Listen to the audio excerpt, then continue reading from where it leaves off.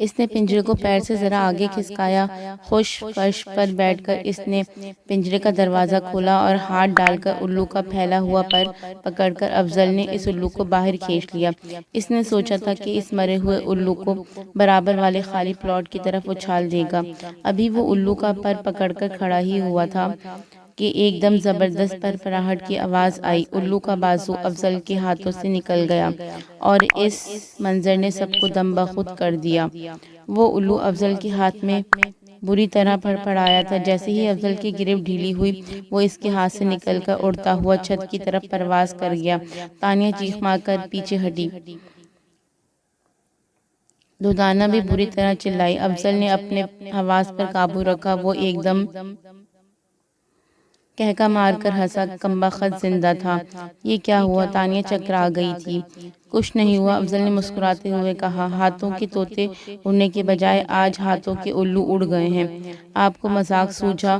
میری جان پر بنی ہے دردانہ، اب فٹافٹ یہ خون دھو ڈالو۔ افضل نے تانیہ کی بات پر کوئی توجہ نہ دی اور بغیر مزید بات کیے وہ اپنے کمرے کی طرف چل دیا۔ یہ دوسرے دن شام کی بات ہے۔ تانیہ سامنے والے گھر میں اپنی دوست حمیرہ سے ملنے گئی ہوئی تھی۔ افضل اپنے دفتر میں تھا۔ گھر پر خالہ فرزانہ اور دردانہ کے علاوہ کوئی نہ تھا۔ یہ وہی وقت تھا کہ گھر کی گھنٹی بجی۔ دردانہ نے چھوٹا گیٹ کھول کر باہر جھانکا تو اس کا اوپر کا سانس اوپر، نیچے کا سانس نیچے رہ گیا۔ سامنے وہ پراسرار شخص کھڑا تھا۔ اس وقت وہ جیسے غصے میں تھا۔ اس نے دردانہ کو دیکھ کر بڑے خوش لہجے میں کہا، ہمارا پرندہ واپس کر دو۔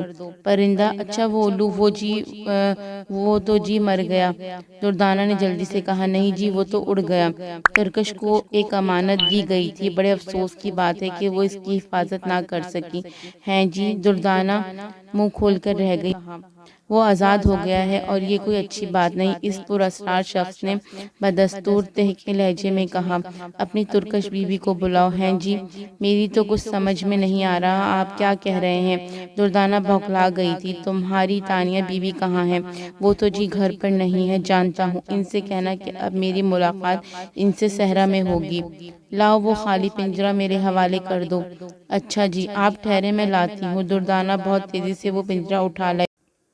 وہ نزدیک ہی دیوار کے ساتھ رکھا تھا۔ یہ لیں جی۔ اس پراسرار شخص نے وہ پنجرہ اپنے ہاتھ میں لے لیا۔ وہ ہاتھ اونچا کر کے پنجرے کو بڑی حسرت بھری نظروں سے دیکھا اور جانے کے لیے مڑا۔ وہ جی آپ کا نام کیا ہے؟ بی بی سے میں کیا کہوں کہ کون آیا تھا؟ کالا چراغ۔ اس پراسرار شخص نے جاتے جاتے مڑ کر کہا، میرا پیغام دینا مت بھولنا۔ نہیں جی۔ دردانہ نے یقین دلایا۔ ہاں، ان سے کہنا کہ کوئی صحرا میں ان کا منتظر ہے، یہاں وقت برباد نہ کریں۔ اچھا جی، کہہ دوں گی، دردانہ نے بڑی فرما برداری سے کہا۔ پھر وہ خالی پنجرہ گھماتا ہوا تیزی سے آگے بڑھ گیا۔ دردانہ نے فوراً گیٹ بند کر لیا۔ کچھ دیر وہ گیٹ بند کیے خاموشی سے کھڑی رہی۔ پھر اس نے گیٹ کھول کر باہر جھانکا۔ وہ جا چکا تھا۔ دردانہ فوراً سڑک پار کر کے سامنے والے گیٹ پر پہنچی۔ جلدی جلدی اس نے کال بیل پر ہاتھ رکھا اور کسی کے گیٹ پر آنے کا بے چینی سے انتظار کرنے لگی۔ چند لمحوں بعد گیٹ حمیرہ کے ملازم نے کھولا۔ ہاں کیا ہے؟ اس نے پوچھا۔ بی بی کہاں ہیں؟ Tania be be? دردانہ بولی۔ اندر ہیں، اس نے جواب دیا۔ پھر جلدی سے ہٹ، میرے سامنے سے پورا گیٹ گھیر کر کھڑا ہو گیا ہے۔ دردانہ نے اس ملازم کو ڈانٹا اور بے دھڑک اندر چلی گئی۔ تانیہ نے دردانہ کو اندر آتے دیکھا تو اس کا ماتھا ٹھنکا۔ وہ فوراً بولی، کیا ہوا دردانہ، خیر تو ہے؟ ہاں جی بالکل خیر ہے۔ وہ جی آپ کو بڑی بی بی بلا رہی ہیں، کوئی خاص بات ہے یا مجھے بیٹھے ہوئے کافی دیر ہو گئی ہے؟ تانیہ نے سوال کیا۔ خاص بات تو مجھے پتہ نہیں، بس انہوں نے کہا ہے بی بی کو فوراً بلا لاؤ۔ اچھا۔ تانیہ فوراً کھڑی ہو گئی۔ حمیرہ میں چلتی ہوں، تم آنا۔ ہاں میں ضرور آؤں گی۔ حمیرہ اسے گیٹ تک چھوڑنے آئی۔ جب وہ دونوں سڑک پار کر کے اپنے گیٹ کے نزدیک آ گئیں تو دردانہ نے تانیہ کے قریب ہو کر بڑی رازداری سے کہا، بی بی وہ آیا تھا، وہ کالے کپڑوں والا؟ ہاں جی، پر آپ کو کیسے پتہ چل گیا؟ تیری شکل دیکھ کر، ہوائیاں جو اڑ رہی ہیں۔ وہ جی خالی پنجرہ لے گیا ہے اور آپ کے نام ایک پیغام دے گیا ہے۔ یہ کہہ کر دردانہ نے اس کے ساتھ ہوئے مکالمے کو پوری تفصیل سے دہرایا۔ دردانہ کی زبانی ملاقات کی پوری روایت سن کر تانیہ فکر مند ہو گئی۔ وہ بات کرتی ہوئی اپنے کمرے میں آ گئی۔ اس وقت وہ ایک کرسی پر بیٹھی تھی اور دردانہ اس کے بیڈ کے ایک کونے پر بیٹھی تھی۔ اس کی سمجھ میں نہیں آ رہا تھا کہ کون شخص ہے جو اچانک ہی کہیں سے نازل ہو جاتا ہے۔ نام بھی بڑا عجیب تھا، کالا چراغ۔ بھلا یہ بھی کوئی نام ہے؟ چراغ سے تو روشنی پھوٹتی ہے، اور روشنی کالی کب ہوتی ہے؟ وہ اسے پیغام دے گیا تھا کہ اب صحرا میں ملاقات ہوگی، اسے صحرا میں جانے کی کیا ضرورت تھی؟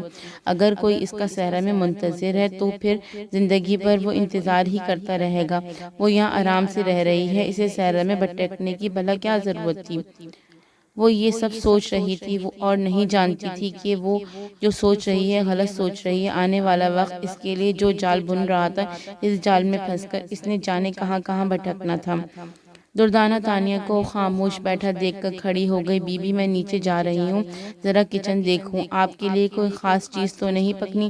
نہیں دردانہ، جو پکاؤ گی وہ کھا لوں گی، تانیہ نے سادگی سے جواب دیا۔ مجھے پتا ہے بی بی، دردانہ نے ہاتھ نچا کر کہا۔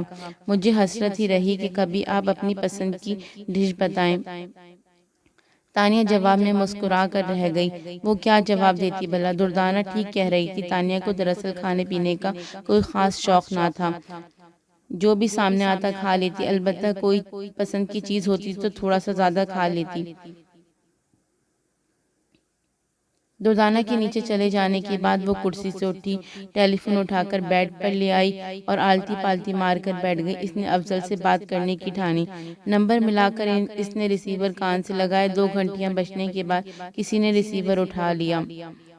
ادھر سے ہیلو کہنے والا شخص افضل نہیں تھا، اس کا نائب شاہد تھا۔ بھائی کہاں ہیں؟ تانیہ نے اس کی آواز پہچان کر سوال کیا۔ شاہد تانیہ کی آواز پہچانتا تھا، اس لیے وہ فوراً سمجھ گیا کہ کس بھائی کو پوچھا جا رہا ہے۔ اس نے بتایا، جی وہ تو چلے گئے۔ کہاں؟ تانیہ نے پوچھا۔ کسی صاحب سے ملنے پاکستان کوارٹر گئے ہیں، وہاں سے گھر چلے جائیں گے، شاہد نے بتایا۔ اچھا ٹھیک ہے۔ یہ کہہ کر تانیہ نے فون بند کر دیا۔ اچانک ہی بارش شروع ہو گئی، اور وہ بھی بہت تیز۔ بڑی موٹی موٹی بوندیں پڑنا شروع ہوئیں، اور پھر موٹی موٹی بوندیں موسلادھار بارش میں تبدیل ہو گئیں۔ تانیہ کو بارش بہت پسند تھی۔ وہ بارش کا نظارہ کرنے کے لیے پچھلی گیلری میں چلی گئی۔ پیچھے جو مکان تھا، اس کے احاطے میں ایک آم کا درخت لگا ہوا تھا، جس سے مکان کا پچھلا حصہ کافی ڈھک گیا تھا۔ آم کے درخت پر پڑتی ہوئی بوندیں اور ہوا کے زور شاخوں کا ہلنا تانیہ کو بہت بھلا لگتا تھا۔ وہ گیلری میں کھڑی بس یہی نظارہ کیا کرتی تھی، یا پھر وہ سڑک کی طرف کھلنے والی کھڑکی کی طرف آ کر کھڑی ہو جاتی اور سامنے بنے مکانوں کو دیکھا کرتی۔ اس مکان میں نظارے بہت تھے، کیونکہ یہ 3 طرف سے کھلا ہوا تھا۔ ایک طرف خالی پلاٹ تھا تو دوسری طرف ایک ایسا زیر تعمیر مکان تھا جس کی صرف بنیادیں بھری ہوئی تھیں۔